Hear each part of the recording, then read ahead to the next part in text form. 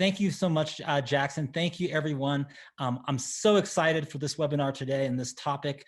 This is a presentation that has been, really many years in the making, but certainly many months for right now with everything, going on in the world and all of the, whether that's health or economic or social cultural challenges that we face now.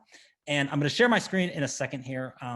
If you are here to learn how to spread your ideas faster, if you are here to learn how you personally can become a thought leader for an important social justice topic, if you are here from a company or a brand and you're wondering what can your company or brand do that can not only make a difference, but that is actually sustainable, for your business. If you are someone who wants to know just more about how ideas spread, what creates virality, and what is sort of the behind the scenes inner workings of some of the most viral social justice campaigns that we've had in recent memory, you've come to the right place. So that's the goal today. So I'm going to share my screen right now. And please keep asking questions. Jackson's going to help me out in the chat room, answer some of those questions. And so Jackson, jump in when you need to. And today's presentation is called, and hopefully everyone can see that, is How to Become a Thought Leader for Social Justice. And specifically, I'm going to move this over here. What we hope to accomplish today is to give each of you action steps, whether as an individual, as a company, as a brand, as an important cause-based organization, to be able to spread your message further. And to do that, one of the things I always say is be careful of who you take advice from, but be patient with those who give it. And so a little bit about me and my unexpected journey into important issues, causes, and topics of social justice myself. And so it all kind of starts when that's me right out of college. I wrote this book called How to Go to College Almost for Free. It was about winning college scholarships and my experience doing that. And it was a self-published book. No one really knew about me or the book. But as I started to talk about the book and as I started to talk about my experience, what happened was people started asking me for comments, asking me to join different organizations, asking me about issues affecting the educational landscape. And so to my surprise, I was 22 years old, right out of school, and I suddenly was put in this position of becoming an advocate and a thought leader for equal access to higher education. So that's me very early on. I think in one of those photos, I apologize, I think I have braces on. And here I am going on, didn't matter what kind of show, a TV show for the left, a TV show for the right, a TV show down the center. And over the course of the next 3 years, I did 5,000 TV and radio interviews. And a lot of them suddenly were centered around how do people access education? How do people fund education? And historically, those kinds of individuals and groups that just didn't have equal access to education, what can we do about it? So it was a really personal topic for me, but it was also almost accidental. I had, put all my effort into writing this book. And then I realized at the time that the book could actually serve something more important. It could serve a bigger purpose. And suddenly I was a thought leader in this space. And then fast forward a few years later, and I'm the founder and CEO of a global agency network called TOP. It stands for Test, Optimize, Perform. And one of the agencies that we have that we're happy about, very excited about, that's a new agency, that's a sponsor of the webinar today, is something called Top Community. You can see our 11 agencies there. We were originally an agency called PR Hacker, and then we grew into all these areas. But Top Community is specifically an agency designed to help people and brands advocate for important causes, connect with communities, rally communities, and drive that to action for good. So we're very excited about it, and for our agency work, we're excited and we're thrilled and frankly surprised that PR Week selected us as the #1 agency in the world for corporate social responsibility. So that being said, I want to kind of frame this and start this discussion off by talking about why the current crisis is a window of opportunity for thought leadership, specifically on social justice. And there may be some obvious reasons, right? We know, for sure that very important issues that frankly have not had much momentum are suddenly gaining momentum and much more widespread adoption, like Black Lives Matter, for instance. So those are an obvious reason. We also know that in times of change and times of unrest or times of challenge, lots of things can shift. It's a time machine. It's much, much faster. But I also want to point out, besides those kind of obvious things, a few things that are unique to this moment in time that makes it a fantastic time for thought leadership, specifically on important issues of justice. So here's a couple examples, a few reasons of that. Number one, in uncertain times, there is high demand for those who can show us the way forward. I was trained as an economist, so we like to do a lot of like supply and demand curves that look like this. And one of the things that we know is that things are more valuable when they're in high demand. And what do we have low supply of right now?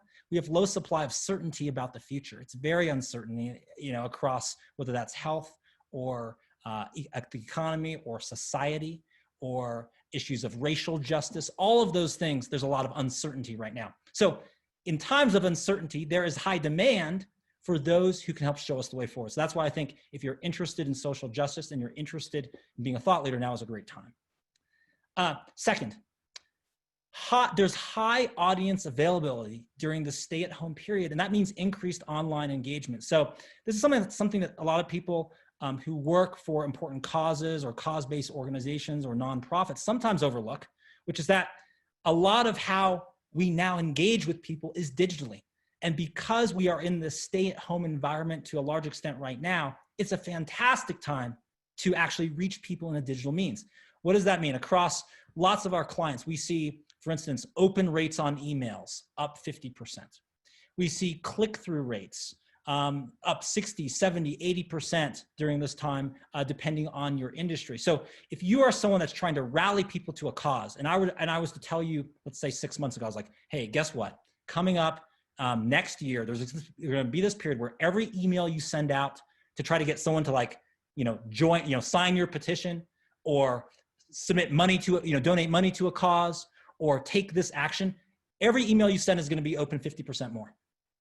And then what if I had told you 6 months ago that, oh, by the way, when you need people to not just think about something or not just do a quick change of their avatar on social, but actually do something that can really make a meaningful difference? What if I told you that all of those click-through rates are going to be up 60 to 80% next spring and next summer?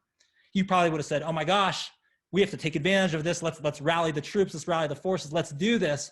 And that is in fact what has happened now, although it's happened for a very surprising reason and obviously a very difficult and challenging reason. That's the reality right now. So it's a great time to be leading on important issues. And then third, there is a low supply of real subject experts on these new trends because they're changing daily. Certainly, there's a lot of thought leaders and experts on these perennial issues, whether that's civil rights, whether that's women's rights, whether that's important cause-based issues like the environment or sustainability. Certainly, there's a lot of experts in that, but there's not experts at this moment in time for what's happening now because it is so unprecedented. So because of that, there is an opportunity for other experts that are not the usual suspects of people we see on TV being interviewed on these topics to emerge. And that's really exciting, that's daunting, that's challenging, and it's a great opportunity if you're someone who you think have what it takes to really lead, inform, engage, and inspire others. Okay, so that's the first question, and the takeaway from there is now is a fantastic moment for thought leadership, and specifically thought leadership on social justice. Brings us to 4 key questions you might ask related to that. So you might say, Ben, I understand now's a great time, but what steps do I need to actually take for myself or my organization or my cause or my company to start taking action at this moment of opportunity? So I think a great place to start is to talk about what are the qualities of a true thought leader for social justice. And the reason I think that's important is I think sometimes we think of, thought leadership is very convoluted right now. Is a thought leader someone that, posts on, online and a bunch of people share it? I mean, perhaps. Is a thought leader someone who, has things to say on a topic, writes articles, writes op-ed columns, gives speeches? Certainly that's a characteristic. But I actually think it will help us understand how to become better thought leaders if we sort of unpack what are, I think, 4 key things if you want to be a true thought leader for social justice. Number 1, a true thought leader is someone whose views on a subject are authoritative.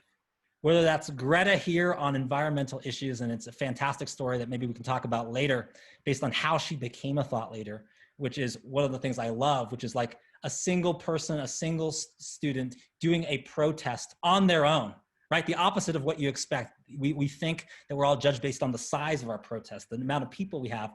She does it as a party of one, and now becomes one of the most preeminent voices on issues of the environment. So first characteristic of a thought leader for social justice is someone whose views on a subject are authoritative. Number 2, someone who influences the beliefs of others. And certainly we have, Gandhi here, who obviously not only like inspired a nation, inspired the world, but also inspired lots of other potential later, nonviolent social justice influencers and leaders. And so the second characteristic we need to have is it can't just be that we're great on a topic. People know that we know about a topic. It has to influence how others believe and perceive things. So that's the second quality. Third quality, someone who attracts other talented people. So if you want to accomplish something for whatever your cause may be or whatever social justice issue that you are trying to move forward, it can't be done alone. And you have to attract other talented people. So if we want to be thought leaders in that manner, how do we rally people together? How do we get ideas to spread to each other? One of the stories I love, of course, of Martin Luther King Jr., and maybe, I don't know if a lot of you know this story, but it's the story of how the famous, I have a dream speech comes to happen.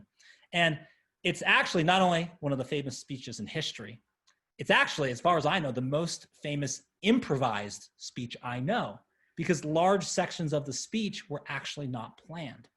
And so one of the things that Martin Luther King Jr. did was he had this concept of he has a dream. He used it in some prior speeches, but it wasn't this, this like magnificent list of what his vision and his dream was like that the eventual speech had to be. It was like a line he used in a couple speeches when he was touring different parts of the South. And so when he's giving this speech, and actually the occasion wasn't really great because he was the last speaker and a lot of people were kind of leaving to go to the next location. And he was an anticipated speaker, but it wasn't a super attentive audience because they had been listening to speakers all throughout the day. And he starts giving a speech, and then one person shouts out while he's giving the speech, tell them about your dream, Martin. And so he hears that person had heard him give sort of his talks before, and he totally changes his speech, and he totally goes into this, this now amazing, iconic rendition of what his dream is. And so it's this amazing case of someone who actually listened to those around him and who attracted other talented people because he listened and he could be that voice. So if you don't know about that story, it's a great one to kind of learn about. One of the speeches I truly love and the people that inspires me. And that's the third quality, someone who attracts other talented people. And then fourth quality of a true thought leader on social justice, and of course we have Abraham Lincoln here, is someone who can turn ideas into action. It's not enough just to be, yeah, we give great talks. Yeah, we can write great articles. Yeah, we go on TV. How do we actually turn this into action? And to do that, some of that includes not only what you say, not only the importance of what you say it, but how and when you say it. And the story I love, and if you haven't looked at it lately, go back and read Abraham Lincoln's second inaugural address.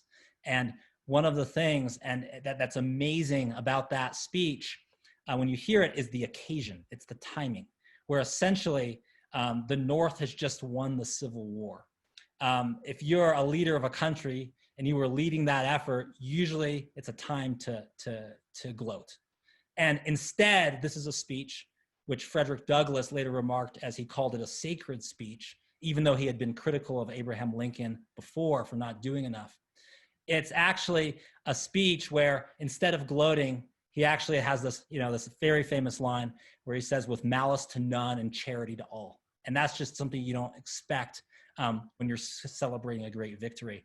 And so someone who can turn ideas into action, and of course, the Emancipation Proclamation and all that he did before his death, that's an important characteristic as well.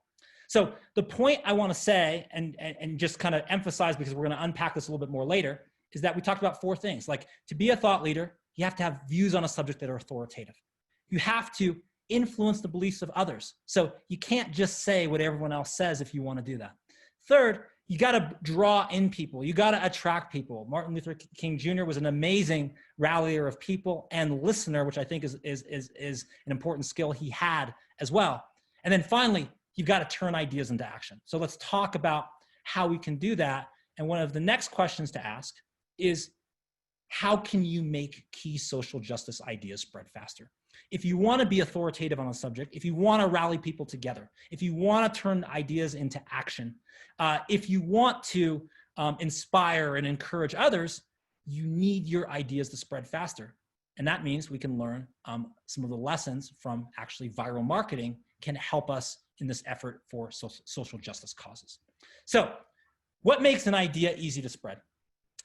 Here's the first thing. I'm going to give you the first one, and then I'm going to ask you to kind of chime in the Q&A for your next 2. So the first one is that it has to be simple. And we're going to sort of evaluate different social justice movements in a second based on this criteria. So it has to be simple. Why does it have to be simple? It has to be simple because of just the laws of physics. What are the laws of physics? Well, if we want an idea to spread, and it takes me 10 minutes to explain why this is a super important cause to Jackson. Well, Jackson may think that's great. I believe in that cause, but he's got to go explain it to someone else. And if it took me 10 minutes to explain it and he just heard it, Jackson's smart, but it's still probably going to take him 12 minutes, right? Because he picks up fast, but he just heard it once. And if Jackson's going to go tell Eduardo, and now Eduardo's going to hear it, and Eduardo needs to spread it. Well, he heard it from Jackson, who heard it from me, and Eduardo wants to spread it. Well, it might take him 15 minutes. So the issue is that our ideas have to be simple purely so they can be transmitted quickly. And that's almost a prerequisite. So that's the first thing. I've given you the first one. There's going to be 3 things. What do you think now, and Jackson, feel free to chime in, and those in sort of the Q&A chat room, what else do you think makes an idea want to spread? Like if you see something and you're compelled to go share it on your Facebook page, you're compelled to tweet about it, or you go to your next, meeting or friends and family gathering, and you're like telling everyone, hey, listen to this, you got to know about this. What are those characteristics? What are those things? And do we have any of those now? And so feel free to just type in the Q&A, chime in, and Jackson, if you want to kind of start us off too, what are the things, like if you're going to share something or spread something, that cause you to want to do that? Amy says emotional, which I think is a great answer. Okay, emotional. So if you're like something that like it pulls on the heartstrings, if if we're talking about a social justice issue and we're talking about what happened to someone, right? What injustice they faced, and it's emotional, that may make you want to spread it. What else? Ryan says disruptive, something that'll cut through the noise. Disruptive. Okay, so it's just cut through the noise. So there's just a lot of stuff, and maybe if you're on your social feed and you're not, you get a lot of causes and things flying through, but this is gonna get your attention, right? This is gonna disrupt what you see. It's just different. Okay, makes sense. What else?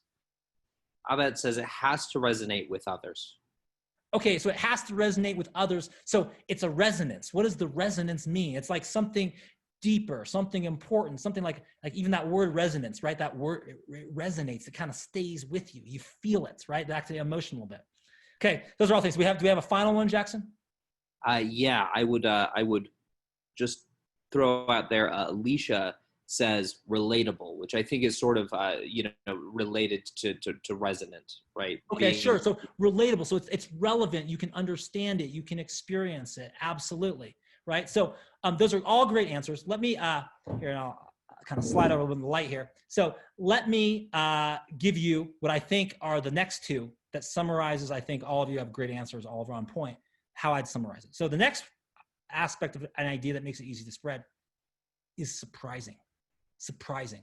So it's got to break the pattern. It's got to, we've seen it all before. Oh yeah, they want me to donate money to this thing again. Isn't that just like this? No, this is different. This is surprising. You didn't know this. Oh my gosh, it captures our attention. So there is a lot of noise. So it's got to be simple. It's got to be surprising to break through the noise. I think that one of the commenters said disruptive, right? To get our attention, to break through, to be different. And then the third thing is that it's got to be significant. So we talked about how, yes, you could be simple, you could be surprising, but what are we saying? Are we saying something important? Does it have deeper relevance? Does it mean something? And so I'd encourage you, if you're thinking about your next campaign, you're trying to get people to jump on board this cause. You're trying to rally people to get involved. And let's say you're sending out an email newsletter. Let's say you're doing a social post. Let's say you're doing some direct mail. Let's say you're giving a speech to an audience. Maybe you're doing a webinar like this. Then evaluate what you're saying and say, is it simple enough? Can I make it simpler? Is it surprising? Can I add more of an unexpected nature that gets people's attention? Is it significant? Is it saying something deeper? Does it have deeper purpose? Let me give you, and if you do that, and you can do that, it's gonna make your ideas spread faster. So let me give you an example, like a classic example from history, and then we're gonna just evaluate current and recent campaigns to see why or why not they work. So here's the first example. Hopefully many of you have heard this kind of axiom, this truism, which is a bird in the hand is worth two in the bush.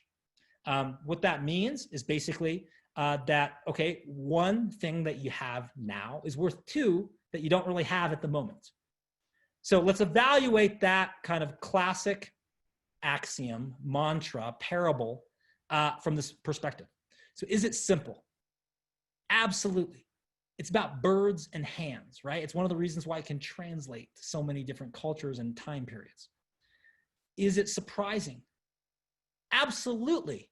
This idea that one is better than two, that math I didn't think added up, right? I thought two of something, like if I have two pizzas instead of one, that's better. But no, this says no. You know, this says if I have one right here, that's better than two that's over there. Now, is it significant?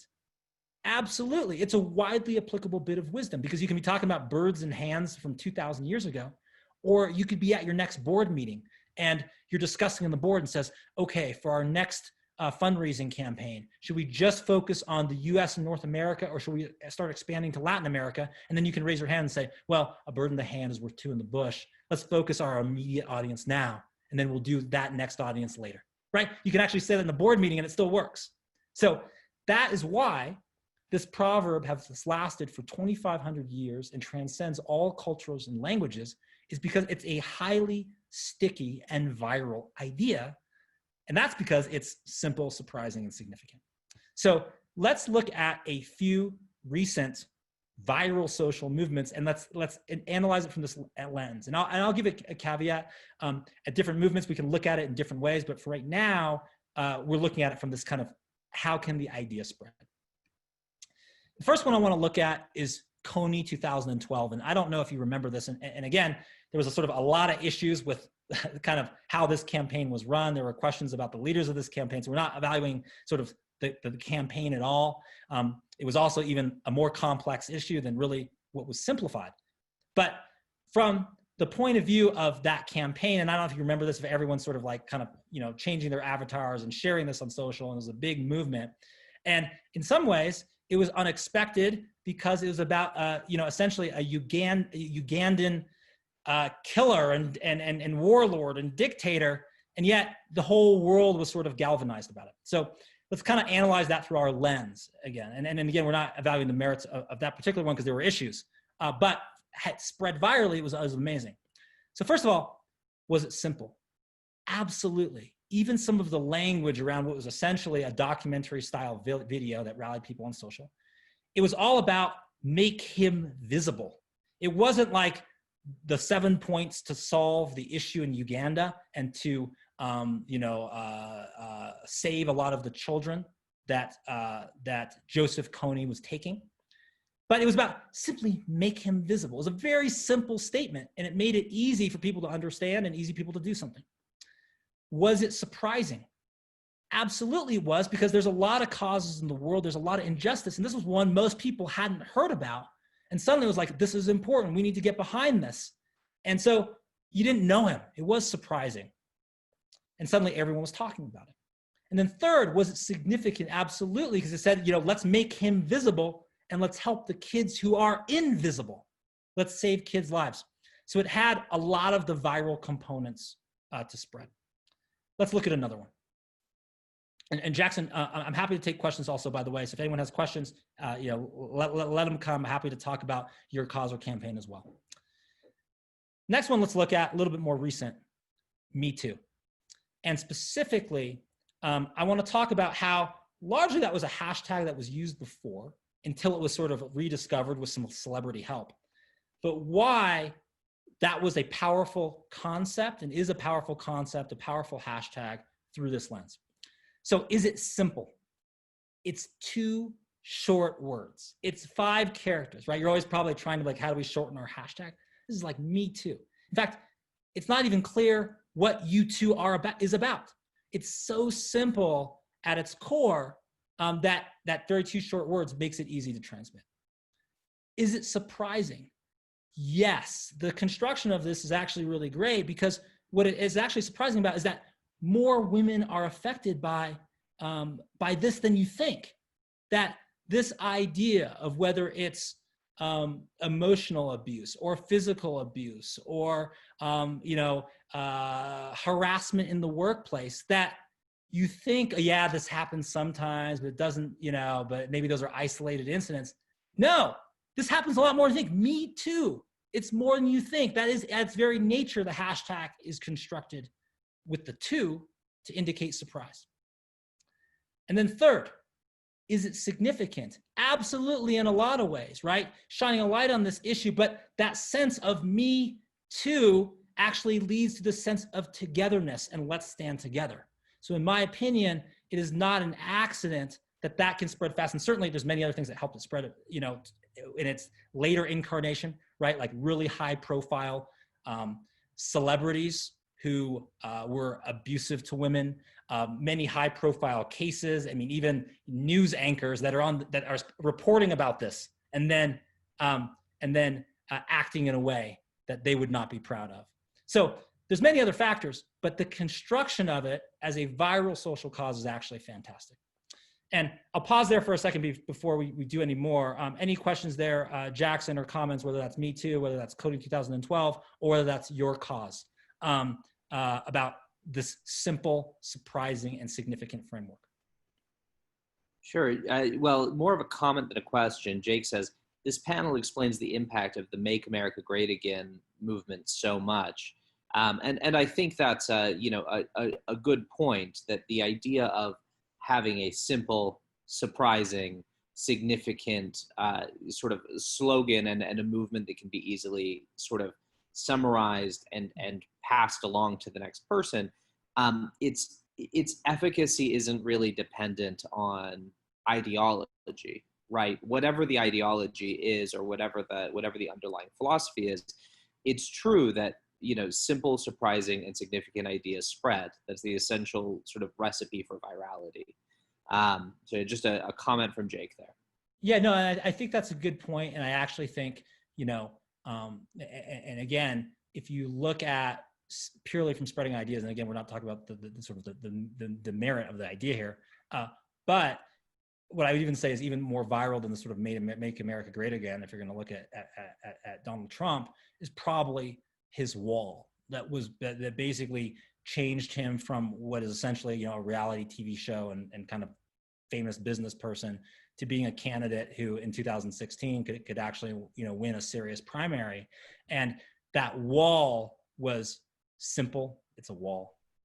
Surprising, politicians didn't really talk about like that. And is it significant? Well, for him, it was significant because it symbolized being his sort of immigration policies. And again, we're not talking about the merits of the issue. What I'm just saying is that simple, surprising, significant gets things to spread. And if you can think in that framework, then you can spread your cause and your ideas faster.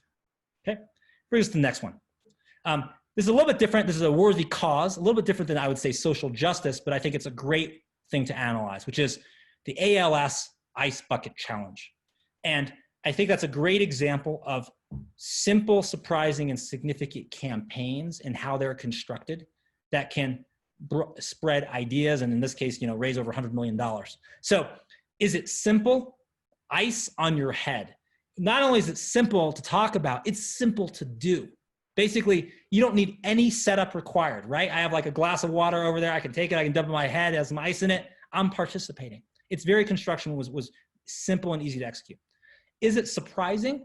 Well, yeah, because of all the people that are doing it. Like, we had like different celebrities, but even like Bill Gates in this photo, Bill Gates is doing it also. So it leveraged the celebrity element, but there was some surprise in that and how it kind of spread. And then is it significant? Yes, raise money now, shine light on an organization and a cause that may have been overlooked. And of course it had viral components, like you would challenge someone else. So it had a built-in virality. But even, I would argue, even if that challenge was still there, but it wasn't simple, surprising, and significant, it wouldn't have been able to be transmitted so quickly.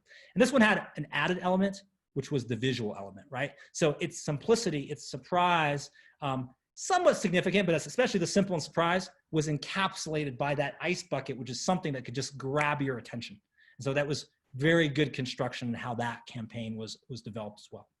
Okay, so here is the viral litmus test. So this is like, if you want to take a picture, you can also, Jackson, if you don't mind putting the link to my YouTube channel up where you can grab this, and also a link where you can get my slides. But this is your viral litmus test for your next campaign that you're running. So is it simple? You don't get a long time. Can you understand it in 9 seconds? And you know what? That's 9 seconds that isn't if A, then B, then C, then D. All you get is if A, right? Because no one's gonna follow the logic long enough. So is it simple? Is it surprising? Does it defy our expectations? Does it break through the pattern and the noise in some way? And in particular, people have a certain expectation with a certain cause or a certain social justice campaign, or for instance, what everyone has already said before, if we're talking about a very timely topic like Black Lives Matter now. So if you want your idea to spread, it's got to have that surprise. It's got to be different than what just everyone has said before. And then third, is it significant? Does it convey a deeper truth? Something that's simple and something that's surprising is like me going, blah, right? That's simple, I went blah. That was surprising, you didn't think I would do that in a webinar. But I didn't say anything important. I didn't say anything, a deeper truth. So even as you make things simple and add surprise, you can't lose the soul of your cause. You can't lose your purpose in that in an effort to be simple and surprising. So that's the art of it. Simple yet surprising, yet say something important. And I think proven by something like, whether that's Me Too, whether that's ALS Ice Bucket Challenge, whether that's something which we can talk about later, which is actually the construction of Black Lives Matter and how that has evolved over time. This litmus test can really help you. Simple, surprising, and significant. And it brings us to kind of point number 3 of 4. And so question is, what can you do, and question number 3, what can you do as an individual to establish a position of social justice influence? We're gonna first talk about individuals, and then we're gonna talk about companies and brands and organizations. So what can you do as an individual? This is a whole presentation I give talking about the creation of individual thought leaders. And it's actually on my YouTube channel. If you check out the link Jackson posts, you can watch the whole presentation.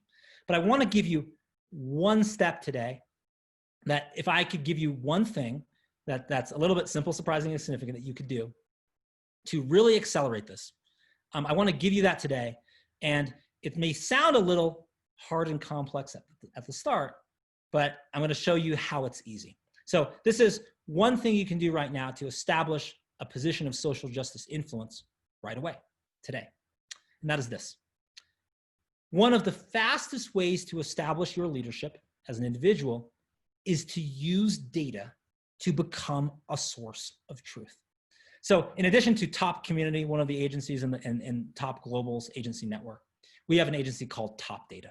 And what Top Data does is do market research studies or surveys or analytics of Google Trends or an analysis or a study of positive and negative sentiment around an issue on Twitter, or all of these kinds of things that create data that, that media and social media want to consume.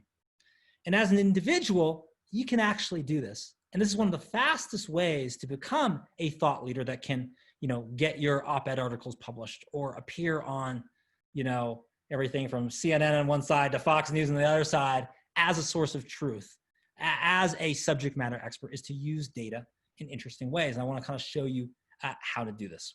So here is how to create data-driven news for your cause or campaign. One, you leverage a timely news peg. So it's got to be something that's happening right now. Two, and I'm going to show you how to do this really quickly, you create a data study related to that news peg. So that data study kind of intimidates people. It doesn't have to be like, your PhD dissertation. What it is, it could be a quick survey of your audience or your constituency. It can be actually using digital data available online. It can be publicly available data reframed in a different way. There's a reason why maybe some of you have seen those memes that spread. Like if you've seen some of the ones that have spread related to Black Lives Matter now, talking about all the people that have been killed or harmed or injured from police brutality. That's probably gotten your attention. It's a different way. Now, there's different ways to construct news studies to do something new and different. So data studies can come in different forms. Three, you post that study on your website. So you post that in a place where people can access it. And then you actually go out to media outlets. You go out to social media and you start spreading that story. You start seeding it. The media or social media links to the full study. And by the way, you get traffic, but you also start to appear higher in Google searches. So that is important for the mechanics of how you create data-driven news. And I think if there's one thing you can do is to find ways to have a piece of data that you have, that you package and you explain. And if you have that, suddenly you can be a thought leader very, very quickly. And I'll show you an example in a second. So here is how we gather data for each time window. We have 4 types of data. There is created data. You create it yourself. Maybe that's getting people's attitudes and opinions on an issue. There's public data. You might take it from government sources or other places and you kind of combine it in a new way. That's what you sort of see in those memes you sometimes see. That makes it more accessible, more easily able to be consumed. Third, you have digital data. You can look at things like, in my opinion, Google Trends is highly underutilized because you can see like, what are people searching for? Who's concerned about this issue? You can have insights. We're gonna talk about geographical insights in a second. And 4, brand or company data. So if you're a company and you have access to a group of people, can you pull insights from that? So as you do that, here is an example of me doing that this past week. So this is an example that I would say more of a cause-related campaign. And this is me doing, I think TV interviews in the past week on, I think that was KGO in San Francisco on the upper left. I think that was, I believe in, I think it was Dallas and I think Channel 10 in the lower left. And that was Jacksonville, Florida on the right-hand side. And I was doing this as I was kind of traveling over and I did dozens of these interviews. And it was all related to what was an important idea that I wanted to spread. Not, I'd say directly social justice, but just an important cause that needed to shine a light on, which was why we all need to social distance more. And so what we did and our team at Top Data did is we actually took publicly available data related to cell phones and to what extent cell phone signals were interacting with each other. So we could actually see to what extent, how many social interactions are people in each county or each city having per day.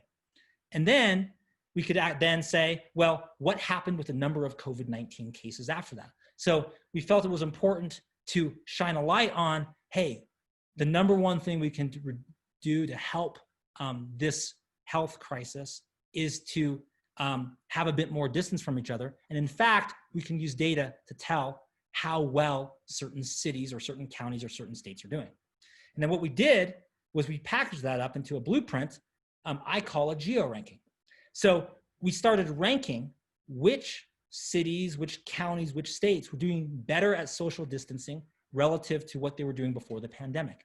We used that to create local news all across the US. We distributed that local news to different news outlets. And suddenly, even though previously I don't typically do a lot of thought leadership on a health-related topic, suddenly we could shine a light on a really important issue and generate lots of headlines all over the country talking about now is the time that we need to double down on social distancing. And we can do that if we rally together and even when the pandemic plateaus, we have to be more vigilant so that we can see this through. So that's one example that I would say cause-related that shows how you use data in this way. And maybe that georanking kind of methodology can really help. That's one of the ones that we use at Top Community all the time to shine light on causes or important issues by breaking them down geographically so media and social media can consume it better.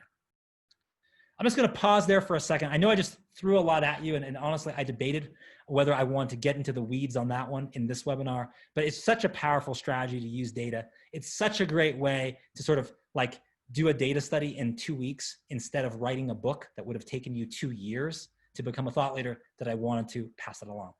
Jackson, any other comments or questions before we go into our kind of final section of the day? Yeah, Jake had asked for you to explain further what you mean by reframing publicly available data. And I think since he asked that question, you did actually go a little bit more in depth on that topic.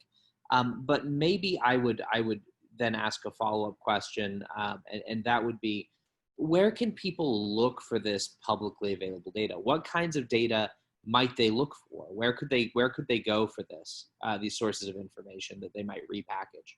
Sure. That's a great question. Well, first of all, just to kind of answer the premise of the original question, repackaging means make it more relevant, make it more timely, make it more simple, surprising, and significant, and create a headline that, for instance, the media, if they're creating a headline for the story, or if someone's tweeting about it, they can put in their tweet, can easily spread it. So at its core is make it simple, surprising, and significant, but you use some things like making it more relevant, more timely, more emotional. Those are all the tactics you use to package that better. Now, to Jackson's question about where can you go? How can you do this? A few different data sources. So one, individual governments at every level. So whether that's national, state, local, county, if there's data related to your issue that could come from a government source. And what I would kind of do is break down like the different like cabinet departments of the US government. How are they going to be a source for different data? That's one source.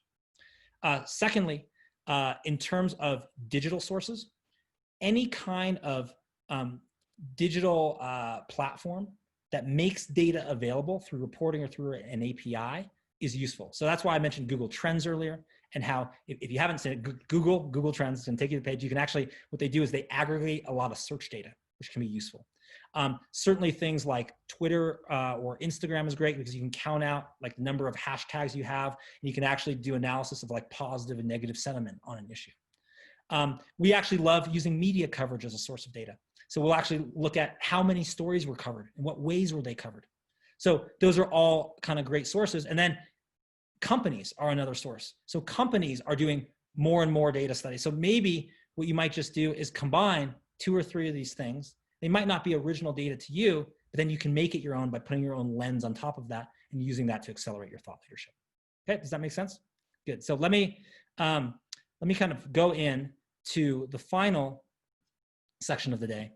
And what I want to talk about before I open it end with kind of next steps, one most important thought of the day, I want to talk about what your company or brand can do to lead on social justice issues. And I'm going to give you a few examples of this. We're going to talk about some relevant issues of the day and what companies did. And I actually think, we'll talk about this a little bit further, but I actually think for companies, there's always this sort of question about, are companies self-serving in doing this, right? They're promoting themselves even as they do this. And in my opinion, we're going to talk about this a little bit deeper. I mean, I don't care.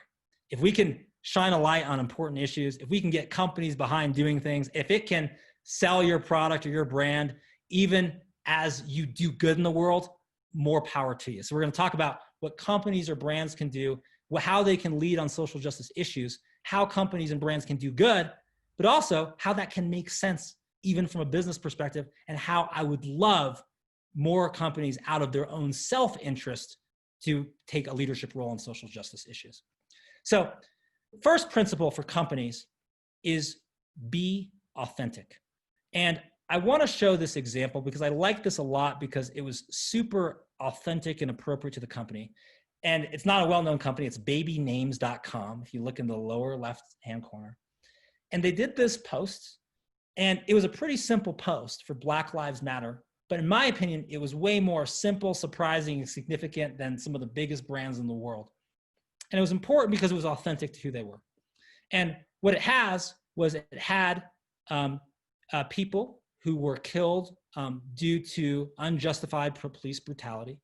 And it had a line that said, each one of these names was somebody's baby. And it simply listed the names. And that was important, and that was authentic, and that actually made more of a difference than a lot of other brands and companies that did more than a social post. But it was powerful in how it communicated that message. So the first thing is be authentic. Be authentic to who you are, your company is, your brand is, your organization is, and find a way to be authentic in what you're saying on an important issue. That's number one. Number two, know your audience. Know your audience. And if you want to do good in the world, you as a brand have an audience that consumes what you say in a certain way. Also, you have an audience, typically if you're a business, that you want to reach. So this is actually an example from Bailey's. And Bailey's has an interest in reaching women, which is a consumer, a high percentage of their product. And so this recent campaign, this just happened, and I really liked it because they knew their audience. And yes, it's a little bit self-serving, but it was also important for how they did it. And I thought it was simple, surprising, significant. And what they basically said was throughout history, there are authors who are women that went by pen names as men simply because they couldn't get published as women. And that's wrong. And so what they did, and they understand their female audience, and they wanted to shine a light on this as an indicator of something that is like, a historical, injustice that was easy to correct now, was they actually said, we're going to release all of these books again, but under the real names of the women who wrote them. So that's an example of knowing your audience. And so be authentic and know your audience, number two. And then for a brand, number three, reframe your legacy. And I bring this up because many times, and as companies and brands, there's an aspect of your history, there's an aspect of your brand that maybe doesn't reflect your brand today. And sometimes I get the question from those brands, like, is it too late? There's something we're not proud of in our history, and maybe we ought to change that. And I like that as a campaign from Honey Maid, which makes graham crackers. And I don't know how much you know about the history of the graham cracker, but the graham cracker was meant to be originally a sort of a device to keep people from deviant behavior. And actually, because of those kind of undertones, it was designed to be, at its nature, this is a wholesome sort of cracker cookie that satisfies you. You can go back and look at the history of the graham cracker. And this campaign from Honey Maid was really interesting because they said, this is wholesome. And what they did was actually say, we have this history of our product was used from wholesomeness. Maybe that definition of wholesomeness from before doesn't reflect what we think today. And let's define a new wholesomeness. And let's look at families that have different types of compositions. Let's look at that wholesome doesn't mean just, a family that is a straight couple. Let's look at wholesome from the point of view of the assumptions and the prejudices and the stereotypes we have. And so that actually did reframe their legacy in a way. And again, is that self-serving? Well, probably a bit. But if companies want to take a leadership role on these issues and it can be good marketing, I'm all for it. And if it could change something from the past and can own up to that, I'm all for it even more. That brings us to number four. which is market yourself. And one of the surprising things, and I think Ben & Jerry's is a great example of this, is that I think it's okay as a company or brand to market yourself by taking a leadership position on important issues. And that assumes, by the way, that you're authentic, that you are willing to say something of importance to your audience. So you don't get to be fake and do this, but if you can market yourself, the reason I like that as a brand or company is I think it's more sustainable. I think it can be a part of everything you do, like it is for Ben & Jerry's. And actually, one of the campaigns I love from Ben & Jerry's as a brand that leads on social justice issues actually didn't happen in the US, it happened in Brazil. And one of their campaigns from a few years back was looked at all of the divisiveness in Brazil at the time and all the people that were having polarized issues and bitter political debates and fighting and violence and all of these sorts of things. And they had this campaign where they actually said, we're going to invite people from each side of these divisive issues that everyone's fighting about. We're going to invite them to a Ben & Jerry's store, and they're going to have an ice cream together, and they're going to talk it through and realize that they have more in common than they think, and they can have a civil discussion about this over ice cream. So I like that because it was a timely issue of the day. Was it self-serving? I mean, yeah, people were in a Ben & Jerry's store eating ice cream, but it had a reason for their product to be in the conversation. Certainly it seemed authentic because Ben & Jerry's isn't coming out of this out of the blue, right? They've done a lot of commitment to social justice related causes.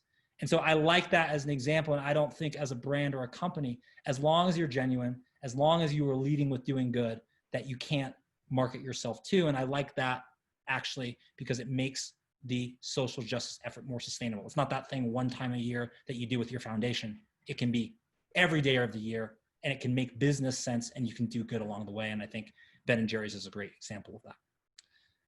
So with that note, I want to end on my kind of most important thought of the day.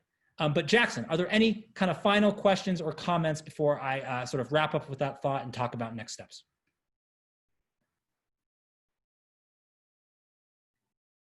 Yeah, we had a final question from Jake, and this may be a more in-depth conversation, Jake, but he was referencing the use of Google Trends data, and he asks, isn't that sort of a dangerous way to drive storytelling because Google Trends is sort of limiting in what it shows to the public?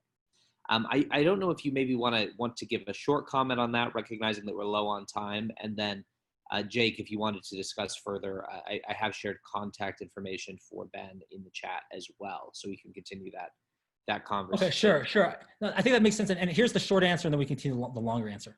Actually, what's nice about Google Trends, even though it doesn't give you access to all the data, is it does a couple things. One, it's really great at localizing the data. So you can actually just like click a button and start doing like local states and local cities and drive in. That's one. And then two, what it actually really does is it gives you a baseline to compare.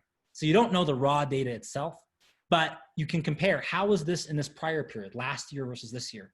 How does this search term compare to this other search term?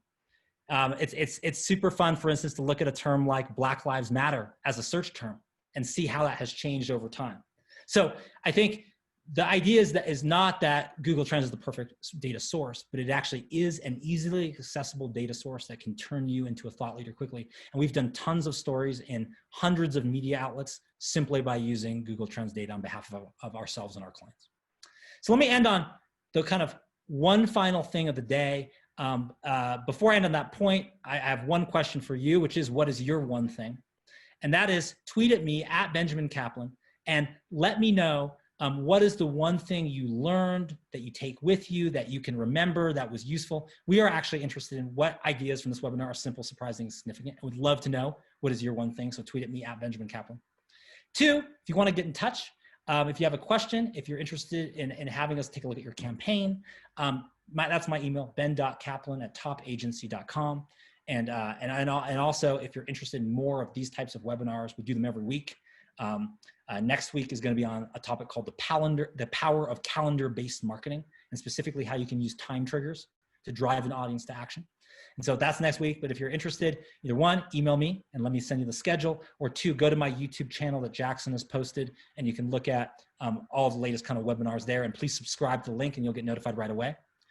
And then third little thing and little hack you can do is get your phone out, open LinkedIn if you have it there, and go to that little icon there in the search bar. That's the QR code. Click on it.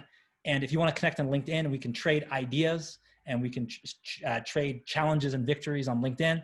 And also I do a lot of commentary on LinkedIn and a lot that is cause related in particular. Then just open that, click that QR code, click the tab for scan a code, hold it up to your phone, take a screenshot now if you can't do this right now. And that will connect you to my LinkedIn page. Just say that you attended my social justice webinar, and I'll accept your invitation, and then we can connect that way as well. So let me end on one more thing, and one powerful thing I think you can do as a company and as a brand, if you want to do this as an individual, and as just a powerful method to start shifting the way you view and you think about this entire topic and all the people that you have to rally and inspire. And it's an example that I like to give, and it's an example from Ben & Jerry's of something when I was kind of chatting with many of the kind of leaders over there. And one thing they did that I asked them, well, how did you orient your organization to this kind of social justice mission? And what was the thing that made a difference? And this is one of the things they said that I think was very powerful. And that was, it's one thing to get people to join a campaign. If you're looking at like, let's rally all our employees. It's one thing to say like, hey, let's do this, day of community service on this day, and we can do those things. But the single most powerful thing we did to enact change in our organization was simply to change the metrics by which we evaluated people. So we didn't have to tell anyone, go do this campaign, do good, do this community service, we need your support for this cause. We simply changed the metrics on our annual evaluation. And so what they did was, in addition to all the things in your job that you want to see, like your KPIs for your role in the business, and we have to grow the business, and we have to sell the X number of ice creams, and we have to have this, these kind of channels, we can measure all that. They actually just said, as part of your evaluation and as part of our evaluation as a company, we're going to measure you and us on the amount of good you did this year. And that's going to be an explicit metric, and that's going to go into your evaluation. And at the end, we're going to rate that just like we rate how our business did and our profit margin, and did we expand into markets. We're going to have this too. It's a metric of the good we did, and we're going to measure it. And so that alone, and since then I've kind of shared that with different organizations that have made that shift, and I've seen it work wonders, can motivate and change a culture to embrace doing good, to embrace service, to embrace social justice as a way of working and a way of living, not just something you do when it's convenient. And so I think that's, was powerful advice. I hope you take that advice in the spirit it was given, which is go out there, become a thought leader, shine a light on important causes that deserve that light and that spotlight. And one of the most powerful things you could do is simply change the metrics by which you measure yourself, your others, your organization, and your company. And great change can result from that. So thanks you all for coming. See you in the YouTube channel. Hopefully see you next week for the power of calendar-based marketing. Thanks to you, Jackson, for helping host. And I wish you all that kind of success with your latest campaign. Let me know what I can do to help.